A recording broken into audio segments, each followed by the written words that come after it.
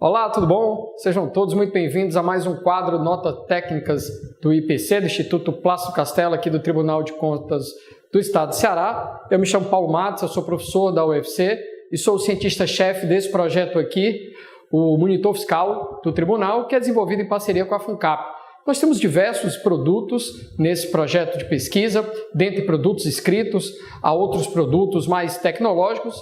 E dentre os produtos escritos, um que sai com frequência bimestral é o Boletim de Conjuntura Macrofiscal. Esse boletim aborda a cada 2 meses os números mais atuais das contas públicas do governo do estado de Ceará, normalmente dividido em 4 módulos: dívida, receita, despesa e previdência. E hoje, nesse encontro com vocês, eu vou apresentar os números mais atuais do módulo de dívidas.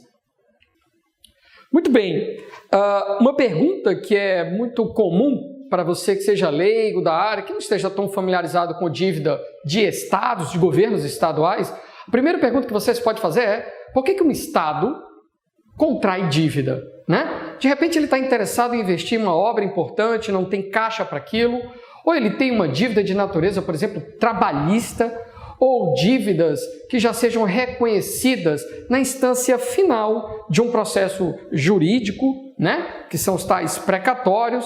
Enfim, nesse tipo de cenário que ele quer investir, ou que ele tem uma dívida trabalhista, ou que ele tem um precatório, ele acaba contraindo necessariamente dívida, que no caso dos estados a gente chama de dívida consolidada, e cuja principal diferença para o governo federal é o fato de que, como países podem emitir título público, estados não podem. Então os estados, dentre os quais o Ceará, claro, compõem sua dívida consolidada de 3 formas.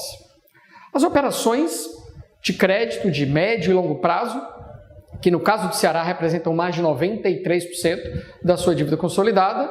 Essas dívidas judiciais que a gente chama de precatório, aproximadamente uns 3% da dívida consolidada, um pouco mais de 518 milhões de reais no caso do Ceará, e uns 4% que são outras dívidas, outras operações de curto prazo.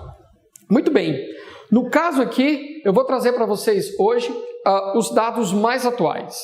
Os dados mais atuais disponíveis estão lá reportados no anexo 6 do relatório resumido de execução orçamentária, o REO. E esses dados vão até o 3º bimestre de 2021, ou seja, junho, né? Em breve teremos aí os dados de agosto, mas por enquanto os dados mais atuais são de junho desse ano.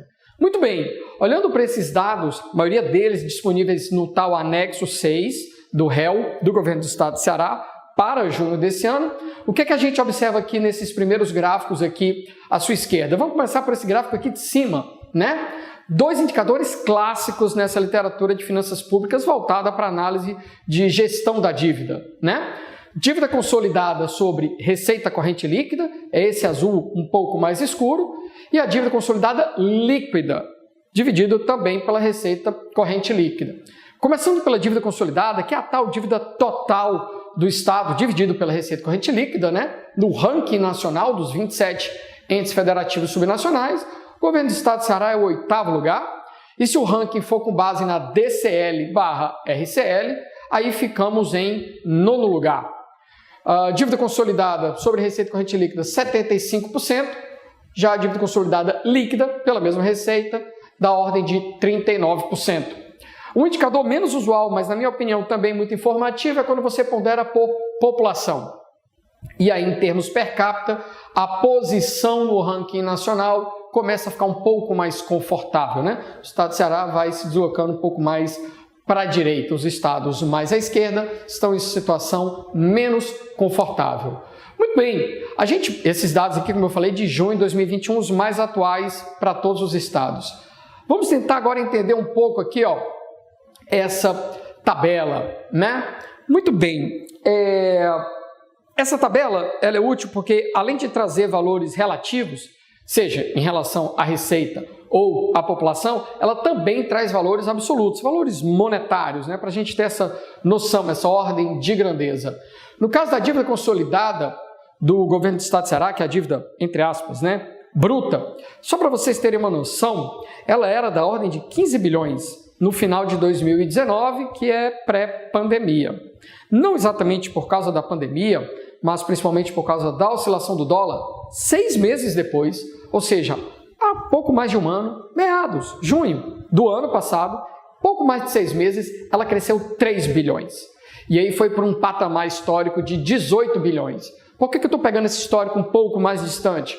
Porque de junho do ano passado até junho desse ano, que é o dado mais atual, essa dívida está super suave, oscilando muito pouco ali, em torno da casa de 18 bilhões. Como vocês podem ver, uma oscilação de menos de 1% em relação ao fechamento do terceiro bimestre do ano anterior. Uma quedinha de 180 milhões. Isso é, de fato, muito pouco. A dívida, portanto, atual, bruta, consolidada, que seja, da ordem de 17,9 bilhões. Muito bem. Quando a gente olha a evolução dela ao longo, seja do último bimestre, basicamente não mudou nada, Ou seja, ao longo do último ano, porém, como razão da receita corrente líquida, aí surge uma coisa curiosa que pode te deixar um pouco confuso, inquieto, desconfortável, que é o quê? Olha, a própria dívida em si no último ano praticamente não mexeu nada. Mas quando eu divido pela receita corrente líquida, ela caiu 13%. Ela saiu de um patamar de 88% para 75% aqui, 75%. Se não foi a dívida que mexeu, ou seja, o numerador, só pode ter sido o denominador. E de fato foi. Receita corrente líquida do governo do estado de Ceará, sempre ajustada e acumulada 6 bimestres, ela cresceu 3,3 bilhões de reais nesse último ano. Por isso que esse indicador ponderado pela Receita caiu tanto. Olhando para a dívida consolidada líquida, que é até a métrica mais utilizada nessa literatura do que a própria dívida consolidada. Porque qual é a ideia? Por que a DCL é mais comum? Ela é mais informativa. Porque ela agrega uma informação que poderia passar despercebida, que é o seguinte: o governo do estado de Ceará tem aproximadamente quase 18 bi de dívida. Ok. Só que ele tem um dinheiro em caixa, que é o que a gente chama de haveres disponíveis. É um dinheiro líquido que está literalmente em contas correntes. E aí, na hora que você expurga restos a pagar, aquelas continhas que estão virando o ano ali e não foram pagas, ainda assim sobra um dinheiro no caixa. Então, imagine que você tem uma dívida de quase 18 bi, mas você tem quase 9 bi em caixa. Esse é o conceito da dívida líquida. Você vai subtrair da dívida consolidada, entre aspas, bruta, você vai subtrair dela esse dinheiro que está livre, disponível na, entre aspas, conta corrente do respectivo governo de estado. E aí, quando você faz essa subtração, olha que interessante, a dívida consolidada líquida é da ordem de 9,3 bi, quase metade da dívida consolidada. E ela tem tido uma evolução, ela sim, muito significativa. Só olhando ela em termos monetários, ela caiu 24%. Isso é quase 3 bi de queda.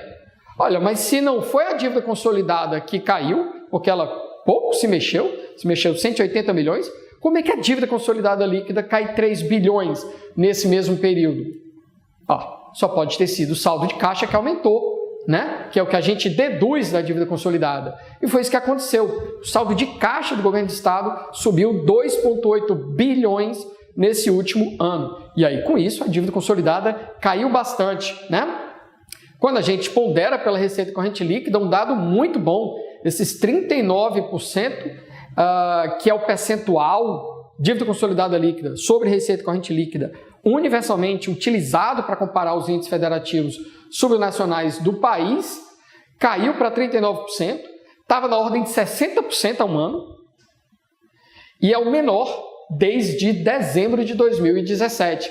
Esse é, de fato, um número para a gente guardar na memória, muito importante. Lembrando que a dívida consolidada em si está caindo porque o saldo de caixa do governo está caindo, a dívida bruta em si está estável e a receita corrente líquida, essa também tem caído, tem subido, desculpa. Muito bem. A gente pode olhar também aqui a decomposição dessa dívida consolidada, entre aspas, bruta, nos seus componentes externo e interno. Por quê? Toda essa dívida ela é contraída junto a um órgão credor financeiro ou não. Quando é um órgão externo, então a gente chama essa dívida de externa, e quando é um órgão interno, seja uma pessoa física ou jurídica aqui do país, passa a ser dívida interna. É interessante porque quando a gente olha essa análise da última década, exatamente há 10, 11 anos atrás, a dívida interna do governo do estado do Ceará era cerca do dobro da dívida interna. E aí essas séries vão convergindo e por volta de 2017, o governo do estado do Ceará começa a se endividar mais junto a credores externos. E aí a dívida externa passa a ser mais importante do que a interna. Dados de abril desse ano mostram que o governo do estado do Ceará era líder no seguinte quesito: era o ente federativo dos 27 que tinha maior percentual da sua dívida consolidada em dívida externa. Então, olhando para os dados mais atuais, que são de junho, o que é que a gente tem? Quase 52% dessa dívida consolidada, entre aspas, bruta, com o componente externo, e 97% desses quase 9,3 bilhões externos, 97%, até um pouco mais, é dolarizado.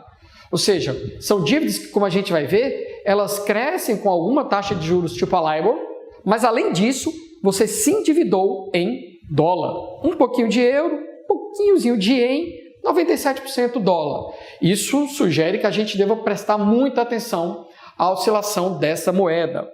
No caso da dívida interna, ela é mais heterogênea. Ela tem múltiplos indexadores e os mais comuns são a nossa própria moeda, você se endividar em real, além de algumas unidades monetárias que o BNDES usa nos seus contratos. A gente pode pegar essa dívida consolidada e ver a oscilação dela ao longo do tempo, mas pode ver como é que ela oscilou, como é que ela variou quando a gente decompõe na externa e interna. Porque essa desagregação nos traz informações adicionais muito importantes. Se não, vejamos. Olha, vamos pegar só o último bimestre. O último bimestre, que é o que tem de mais atual, ou seja, final de abril ao final de junho desse ano 2021. Variação da dívida externa. Ela diminuiu aproximadamente 745 milhões. Paulo, em termos percentuais, ela caiu 7,5%. O que explicaria por que a dívida externa caiu 7,5% em 2 meses apenas? Será que foram novas dívidas externas? Será que o Estado parou de pagar a dívida externa e ela cresceu? O Estado está virando caloteiro? Nada disso. Vamos pegar simples raciocínio, 97% dessa dívida é dolarizada.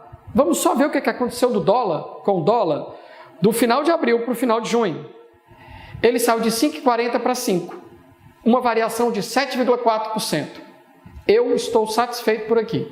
Principalmente quando eu olho a amortização e vejo que não houve nenhuma amortização irregular e também percebo que não houve nenhuma nova suntuosa contratação de crédito externo. Ou seja, a oscilação de quase 750 milhões em 2 meses se deu única e exclusivamente porque o dólar caiu 7,4%.